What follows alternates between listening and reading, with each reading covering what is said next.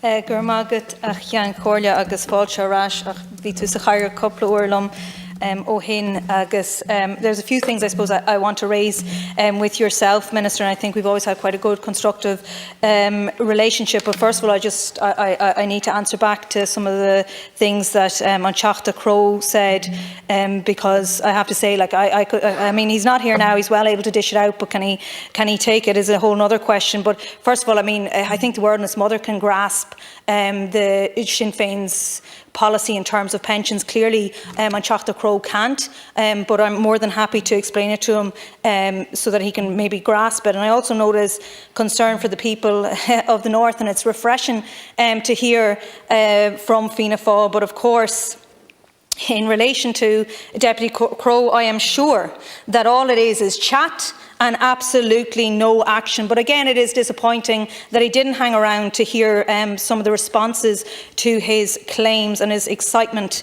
But anyway, Minister, just to go back to a few of the issues that I'd like to raise with you.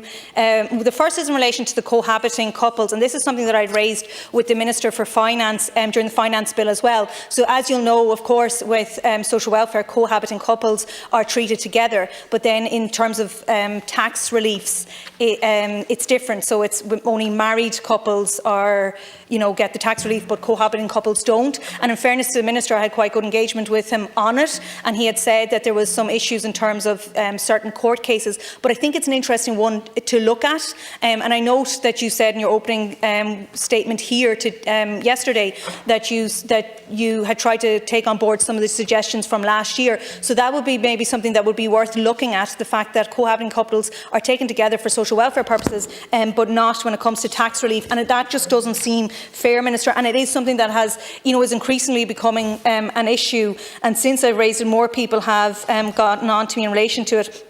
So it raises real issues for those, say, even now who are cohabiting. So for example, I had one woman on to me and she's cohabiting with her husband while they were going through a divorce, and of course with the housing situation it's more difficult for people to be able to leave, but it wasn't on amicable terms, and the joint assessment that was required by welfare made life really difficult for her because of her situation with her soon-to-be ex-husband not engaging with this assessment. She was caught in a limbo and a difficult financial position, and I've had it as well a number of times with pensioners and that. So I just think, given the fact that it's treated differently in terms of tax and in terms of social welfare, I think it would be very an interesting one to look at and to see if it is something that could be looked at for next year.